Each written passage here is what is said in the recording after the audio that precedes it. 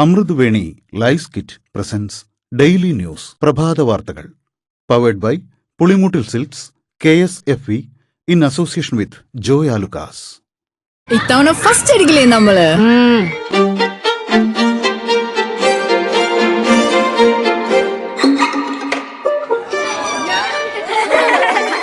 കുട്ടികൾക്കൊക്കെ പെയിൻ ശല്യം ഉണ്ടാകും. അതുകൊണ്ട് ലൈസ് കിറ്റ് ഉപയോഗിച്ച് ക്ലാസ്സിൽ വരാൻ പ്രത്യേക ശ്രദ്ധിക്കണം. ലൈസ് കിറ്റ് ലൈസ് റിമൂവർ പെയിൻ ശല്യത്തിൽ നിന്നും ഉടനടി ആശ്വാസം.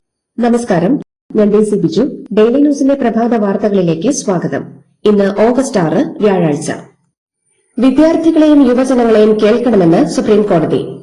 ഡൽഹി ജന്തർ മന്ദറിൽ സമരം നയിച്ച കോക്രോച്ച് ജനതാ പാർട്ടി നേതാക്കൾക്കെതിരെ നടപടി ആവശ്യപ്പെട്ടുള്ള ഹർജിയിലാണ് ചീഫ് ജസ്റ്റിസ് സൂര്യകാന്ത് അധ്യക്ഷനായ ബെഞ്ച് ഈ നിരീക്ഷണം നടത്തിയത്. വിദ്യാർത്ഥികളുടെയും യുവജനങ്ങളുടെയും ആശങ്കകൾ പരിഹരിക്കാനാണ് അധികാരികൾ ശ്രമിക്കേണ്ടതെന്നും കോടതി. രാഷ്ട്രീയ പാർട്ടി രൂപീകരിക്കാനില്ലെന്ന് കോക്രോച്ച് ജനതാ പാർട്ടി. എന്നാൽ ജനകീയ വിഷയങ്ങളിൽ ഇടപെടുന്ന സമ്മർദ്ദ ശക്തിയായി തുടരും. മറ്റ് സംസ്ഥാനങ്ങളിലെ പരീക്ഷാ ക്രമക്കേടുകളിലും സമരം ഏറ്റെടുക്കും. തുടർ സമരങ്ങൾ തീരുമാനിക്കാൻ 2 ദിവസത്തെ യോഗം അഭിജിത് ദീപ്കയുടെ വസതിയിൽ നടന്നു. സൌരവ് ദാസിന്റെ വീട്ടിലേക്ക് ഓൺലൈൻ മീഡിയ അതിക്രമിച്ച് കയറിയ സംഭവത്തിൽ യോഗം പ്രതിഷേധം രേഖപ്പെടുത്തി. കേരളത്തിലെ മഴക്കെടുതികളിൽ 2 രക്ഷാപ്രവർത്തകർ അടക്കം ഇതുവരെ 28 പേർക്ക് ജീവൻ നഷ്ടമായി. 3 പേരെ കാണാതായി. ദുരന്തത്തിൽ സംസ്ഥാനത്തെ 58 വീടുകൾ പൂർണ്ണമായും 687 വീടുകൾ ഭാഗികമായും തകർന്നു. 500ഓളം ദുരിതാശ്വാസ ക്യാമ്പുകളിലായി 27,000-ഓളം ആളുകളുണ്ട്. വാഹനങ്ങളുടെ രൂപമാറ്റത്തിൽ മാനദണ്ഡങ്ങൾ നിശ്ചയിക്കാൻ സംസ്ഥാന സർക്കാരുകൾക്ക് അധികാരമില്ലെന്ന് കേന്ദ്രം. മാറ്റങ്ങൾ വരുത്തിയ ശേഷം 14 ദിവസത്തിനുള്ളിൽ രജിസ്ട്രേഷൻ സർട്ടിഫിക്കറ്റിൽ രേഖപ്പെടുത്തണമെന്നതാണ് വ്യവസ്ഥയെന്നും വി ശിവദാസൻ എംപിയുടെ ചോദ്യത്തിന് ഗതാഗത മന്ത്രി നിതിൻ ഗഡ്കരി പാർലമെന്റിൽ രേഖാമൂലം മറുപടി നൽകി. ഇന്നു മുതൽ സംസ്ഥാനത്ത് വീണ്ടും മഴ കനക്കുമെന്ന് കാലാവസ്ഥാ മുന്നറിയിപ്പ്. 3 ദിവസം കൂടി ഓറഞ്ച് അലർട്ട് തുടരും. ഇന്ന് 7 ജില്ലകളിലും നാളെ 5 ജില്ലകളിലും ഓറഞ്ച് അലർട്ടാണ്. ശനിയാഴ്ച വരെ ഒറ്റപ്പെട്ട ഇടങ്ങളിൽ മണിക്കൂറിൽ 40 മുതൽ 50 കിലോമീറ്റർ വരെ വേഗതയിൽ ശക്തമായ കാറ്റിനും സാധ്യത. കള്ളക്കടൽ പ്രതിഭാസത്തിന്റെ ഭാഗമായി തിരുവനന്തപുരം, കൊല്ലം, ആലപ്പുഴ ജില്ലകളിലെ തീരങ്ങളിൽ ഇന്ന് രാത്രി 11:30 വരെ 1 മീറ്ററിലേറെ ഉയർന്ന തിരമാലകളും കടലാക്രമണവും ഉണ്ടാകുമെന്ന് മുന്നറിയിപ്പ്. പുതിയ സംരംഭങ്ങൾക്കും നിലവിലുള്ള സംരംഭങ്ങൾക്കും 6% പലിശ നിരക്കിൽ പരമാവധി 5 കോടി രൂപ വരെ വായ്പ ലഭ്യമാക്കുന്ന പദ്ധതിയുമായി സംസ്ഥാന സർക്കാർ. കേരള ഫിനാൻഷ്യൽ കോർപ്പറേഷൻ നടപ്പാക്കുന്ന മുഖ്യമന്ത്രിയുടെ സംരംഭകത്വ വികസന പദ്ധതിയുടെ 3ാം പതിപ്പിന്റെ ഉദ്ഘാടനവും ഗുണഭോക്താക്കൾക്കുള്ള ആദ്യ വായ്പാ വിതരണവും മുഖ്യമന്ത്രി വി ഡി സതീശൻ ഇന്ന് നിർവഹിക്കും. ശബരിമല മിൽമ നെയ് അഴിമതി അന്വേഷിക്കാൻ പോലീസ് ഉദ്യോഗസ്ഥ സംഘത്തിന്റെ പട്ടിക സർക്കാർ ഹൈക്കോടതിക്ക് കൈമാറി. അന്വേഷണ സംഘം രൂപീകരിക്കാൻ പട്ടിക ഉടനെ തരണമെന്ന് കോടതി ആവശ്യപ്പെട്ടിരുന്നു. അന്വേഷണ സംഘത്തിൽ വിജിലൻസിലെ 5 ഇൻസ്പെക്ടർമാരാണ് ഉള്ളത്. മേൽനോട്ടത്തിന് എസ്പിമാരായ ജുവനപ്പുടി മഹേഷ്, MJ സോജൻ, R ബിനു എന്നിവരുടെ പേരുകളാണ് വിജിലൻസ് മേധാവി മനോജ് എബ്രഹാം നൽകിയത്. SIT തലവൻ ആരെന്ന് ഹൈക്കോടതി തീരുമാനിക്കും. ലക്ഷദ്വീപിലെ പണ്ടാരം ഭൂമി ഏറ്റെടുക്കാനുള്ള ഉത്തരവ് ഹൈക്കോടതി റദ്ദാക്കി. ലക്ഷദ്വീപിൽ പുതിയ നിർമ്മാണ പ്രവർത്തനങ്ങളെല്ലാം സർക്കാർ വിലക്കുകയും സ്റ്റോപ്പ് മെമ്മോ നൽകുകയും ചെയ്തത് ചോദ്യം ചെയ്ത് ദ്വീപ് നിവാസികൾ നൽകിയ ഹർജിയിലാണ് വിധി. സർക്കാർ പദ്ധതികൾ നടപ്പാക്കാമെന്ന പേരിലുള്ള സർക്കാരിന്റെ നടപടികൾ വലിയ ജനകീയ പ്രതിഷേധങ്ങൾക്ക് ഇടയാക്കിയിരുന്നു. ആലപ്പുഴ ജില്ലയിൽ 3 താലൂക്കുകളിലെ വിദ്യാഭ്യാസ സ്ഥാപനങ്ങൾക്ക് ഇന്ന് അവധി. കുട്ടനാട്, ചെങ്ങന്നൂർ, കാർത്തികപ്പള്ളി താലൂക്കുകളിലെ പ്രൊഫഷണൽ കോളേജുകൾ ഉൾപ്പെടെയുള്ള എല്ലാ വിദ്യാഭ്യാസ സ്ഥാപനങ്ങൾക്കും അംഗനവാടികൾക്കും ട്യൂഷൻ സെന്ററുകൾക്കുമാണ് അവധി.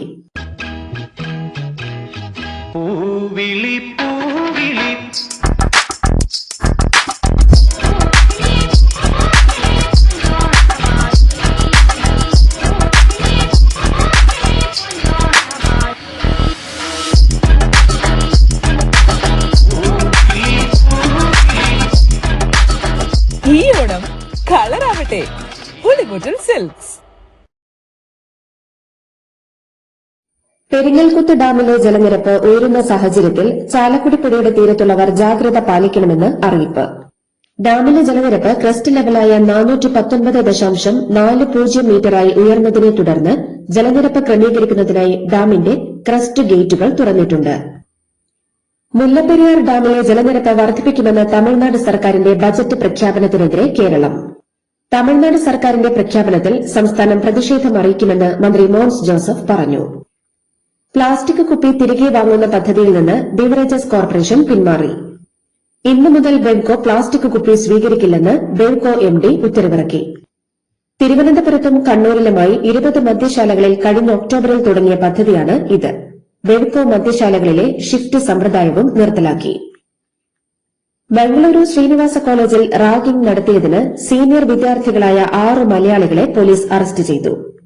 2 മലയാളി വിദ്യാർത്ഥികളെയാണ് ഇവർ ആക്രമിച്ചത്. ഇവരെ ചികിത്സയ്ക്കായി ആശുപത്രിയിൽ പ്രവേശിപ്പിച്ചു.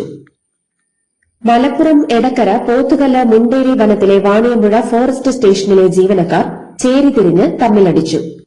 റേഷൻ വാങ്ങാൻ വന്ന ആദിവാസി കുടുംബങ്ങളുടെ മുന്നിൽ വെച്ചാണ് അടി. ഡെപ്യൂട്ടി റേഞ്ചർ അടക്കം പരിക്കേറ്റ 5 പേർ ആശുപത്രിയിൽ ചികിത്സ തേടി. വൈകി വന്ന 2 ജീവനക്കാരുടെ അവധി ഹാജർ ബുക്കിൽ രേഖപ്പെടുത്തിയത് ചോദ്യം ചെയ്തതോടെയാണ് പ്രശ്നം തുടങ്ങിയത്. പുനലൂർ താലൂക്ക് ആശുപത്രിയിൽ ആരോഗ്യമന്ത്രി കെ മുരളീധരന് കൊടിപിടിച്ചും മുദ്രാവാക്യം വിളിച്ചും സ്വീകരണം നൽകിയത് മൂലം രോഗികൾക്കുണ്ടായ ബുദ്ധിമുട്ടിന് മന്ത്രി മാപ്പ് പറയണമെന്ന് ഡിവൈഎഫ്ഐ. ഡിവൈഎഫ്ഐ പൊതിച്ചോർ നൽകുന്നതിനെതിരെ ഉടവാളെടുത്ത കെ മുരളീധരൻ സ്വന്തം പരിവാരങ്ങളെക്കൊണ്ട് ആശുപത്രിയിൽ മുദ്രാവാക്യം വിളിപ്പിച്ച് പുളകം കൊണ്ടെന്നും പരിഹസിച്ചു. തിരുവനന്തപുരം നഗരവും ടെക്സസിലെ മിസോറി സിറ്റിയും തമ്മിൽ സഹോദര നഗരബന്ധം സ്ഥാപിക്കാൻ ചർച്ചകളുമായി Thiruvananthapuram mayor V Rajesh. Missouri City mayor Robin ഇലക്കാട്ടുമായി ഇത് സംബന്ധിച്ച ചർച്ച നടത്തിയെന്ന് രാജേഷ് അറിയിച്ചു. സംസ്ഥാനത്ത് സ്വർണ്ണവില പവന് 2080 രൂപ വർദ്ധിച്ചു. 1 പവൻ സ്വർണത്തിന്റെ വില 1,07,680 രൂപയായി ഉയർന്നു.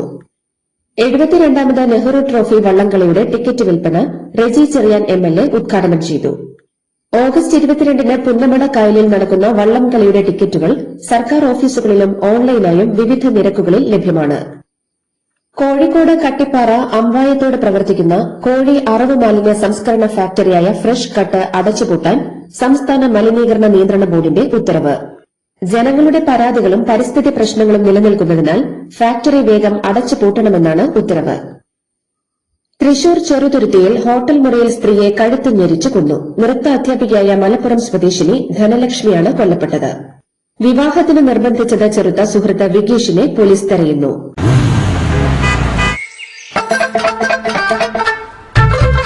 എല്ലാവർക്കും വന്നു ഡാൻഡ്രഫ്, എന്തു ചെയ്യും ചേട്ടാ? പേടിക്കണ്ട, ഇവിടുണ്ടല്ലോ ഡാൻഡ്രോഫിറ്റിൻ ഓയിൽ. ഉടനടി മാറും താരൻ, ഉപയോഗിക്കൂ വേഗം. അമൃത്വേനി ഡാൻഡ്രോക്വെറ്റ്, ദി അൾട്ടിമേറ്റ് ഡാൻഡ്രഫ് സൊല്യൂഷൻ. വിദേശ സംഭാവന നിയന്ത്രണ നിയമമായ FCRA ഭേദഗതി ബിൽ തിരക്കിട്ട് 2 ദിവസത്തിനകം പാർലമെന്റിൽ കൊണ്ടുവരാൻ നീക്കം. ചർച്ചയിൽ കേന്ദ്ര ആഭ്യന്തരമന്ത്രി അമിത്ഷാ പങ്കെടുത്തേക്കും. പ്രതിപക്ഷ ബഹളത്തിനിടയിലും ബിൽ പാസാക്കിയെടുക്കാനാണ് ശ്രമം.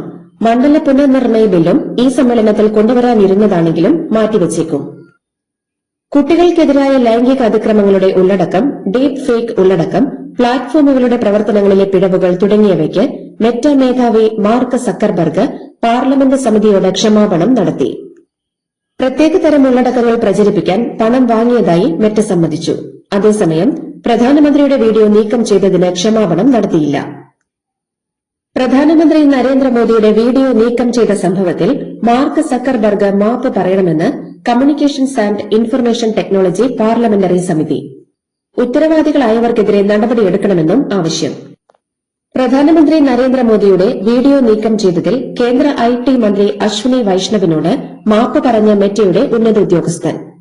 മെറ്റ ചീഫ് ഗ്ലോബൽ അഫയേഴ്സ് ഓഫീസറായ ജോയൽ കാപ്ലാനാണ് മന്ത്രി അശ്വിനി വൈഷ്ണവിനോട് ക്ഷമാപണം നടത്തിയത്. ജാർഖണ്ഡ് പബ്ലിക് സർവീസ് കമ്മീഷന്റെ പരീക്ഷാ ക്രമക്കേടുകൾക്കെതിരെ നിരാഹാര സമരം നടത്തുന്ന വിദ്യാർത്ഥി നേതാവ് ദേവേന്ദ്രനാഥ് മഹ്തോ 4ാം ദിവസം വെള്ളം കുടിച്ചു.